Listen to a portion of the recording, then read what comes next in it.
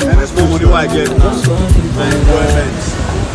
I don't want to think about my future. Don't think about my future for